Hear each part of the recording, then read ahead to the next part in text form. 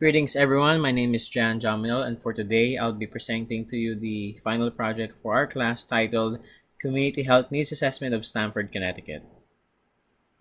Let's first look at the community of Stamford, Connecticut by looking at figure 1.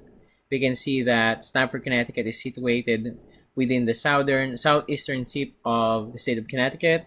It is bordered by the town of Greenwich, cities of New Canaan, Darien, and in the New York region, Portchester, and Bedford. And by looking at figures 2 and 3, we can see directly the suburban setting of Stamford, and it was observed during the windshielding survey that many local businesses such as the local laundromat in figure 2 is within the proximity of the residents, figure 3, and figures 4, 5, and 6. There are the main community resources in the Stamford region, particularly the Stamford Government Center, Stamford Hospital, and the Stamford Police Department. Now, in looking at the methodology section for our presentation, it is divided into three components: the data collection process, data analysis, and data summary. And to give each portion their brief description, for the collection process, this is where we done our windshielding survey. We interviewed many residents. We interviewed certain residents of the Stamford community and looked at secondary data from previous community health assessments of Stamford, Connecticut. And in our data analysis, we use the collected data to determine whether community issues do exist, and if we can prioritize these community issues into priority health issues, and determine if there are any other community factors that have an influence in the identified community issues. And in our data summary, mainly here, this is where we summarize our findings and determine if a specific intervention or policy is needed to address any identified health issue. And this is just to put the illustration into words. Once again, we use the precede proceed logic model and the map it assessment logic model for our assessment, and this guided our data collection process, which means that in our data collection process, using both of these logic models, it involved the members of the community. Hence, by interviewing them face to face or having two individuals at the same time and finding whether there's a consensus between the individuals and whatever their feelings or perceptions of the potential health problems that the Stamford community has. And in our data analysis portion, this is where we determine if there exists pertinent community health issues and if a relationship exists in the identified health issues and the factors in the community. And for data summary, this is where we determine whether if a potential policy or an intervention is needed to solve or address any identified health issues in the Stamford community. To look upon the community demographics of the Stamford community, in the 2014 statistics, there were 125,401 individuals or residents in Stamford, and the median age for Stamford is 36 years old. And to reiterate the map presented earlier, Stamford is bordered by the town of Greenwich, city of Darien, city of Norwalk, that's in the Connecticut region, and Bedford for the New York region, and Portchester. And the main transportation infrastructures in Stamford are Interstate 95, US 1, the Metro North Railways that connect Stamford to the northern Connecticut region and the New York City region, and the Westchester County Airport. And some economic demographics are that there is a 9.4% poverty rate, and the median household income for Stamford is $79,359 per year. And this is the visual representation of the demographics sorted into age and race.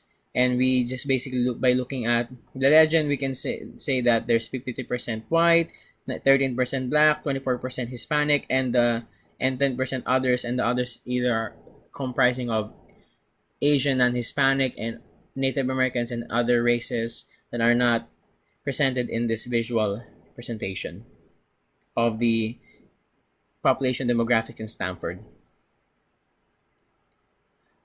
Now, talking about the socioeconomic factors of Stamford, by just particularly looking at the man carrying the boxes there, health insurance, education, crime, access to healthcare, safety, all of this here are considered as factors of burden.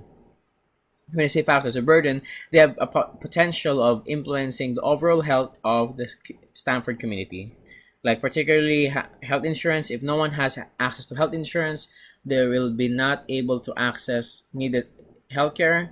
And if there's a high incidence of crime, safety is decreased. And if people are not able to access sufficient education, they will be not able to earn enough income that will allow them to access health insurance.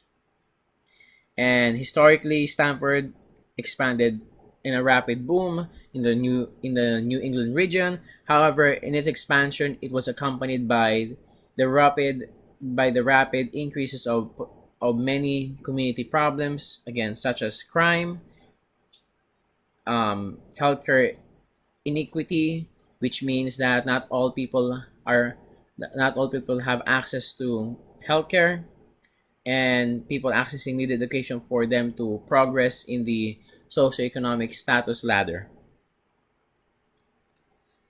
The priority health problems identified in Stamford, particularly access to health insurance, by looking at these three percentages here.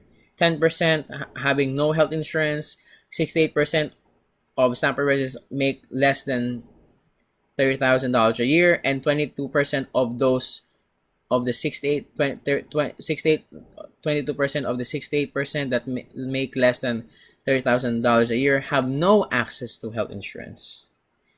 These three digits justify our reason in making access to health insurance a priority health problem, because these individuals that fall in the income bracket of having no access to health insurance are at higher risk of developing chronic diseases such as diabetes and cardiovascular disease, because they're not able to access services such as primary care services, which will allow them to receive preventive services such as diabetes screenings and other metabolic panel screenings that will determine whether or not they're in the earlier stages of their chronic disease or at their later stage.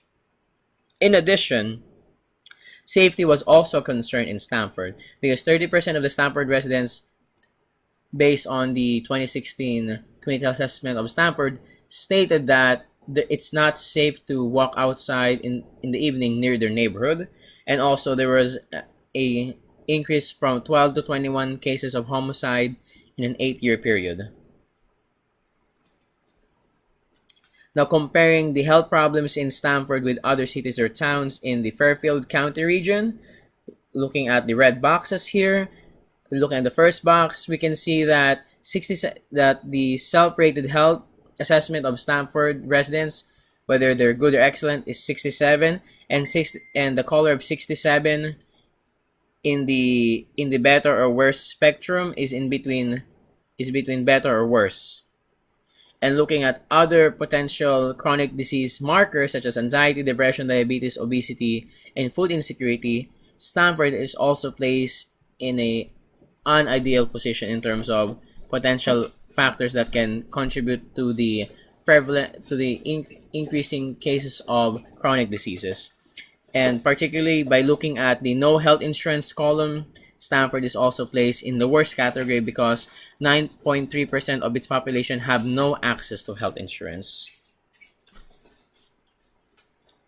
And expanding upon the safety issue in Stamford, 30% of its residents complain that it's not safe to walk outside the night near their neighborhoods, particularly because by looking at the crime map here, that symbols like the blue dots correspond to substance abuse. The red dot here with the fist is assault, and the 2 or 6 cases are cases of child abuse, and the exclamation mark there is also a form of verbal assault. which means by just looking at the physical aspects of the location of Stamford, there is a high incidence of crime. And that high incidence of crime negatively affects the safety of the community, and that negatively affects the productivity of the community, and being less productive, which means that they might earn less, which also leads to the end product that they might not be able to access health insurance. Now, particularly looking at no health insurance as a priority health issue. Looking at this diagram here, the person holding the health insurance card, if they have health insurance, they'll be able to access services such as seeing their primary care provider, seeing at this arrow that from with health insurance, they can see their healthcare provider. However, if they don't have any access to health insurance, they can be in a position of being sick, but most importantly, they might end up in the emergency room because their condition might have been diagnosed late. And these cases are mainly observed for cardiovascular disease. If someone's high blood pressure is not treated and maintained, their chance of having a stroke is higher.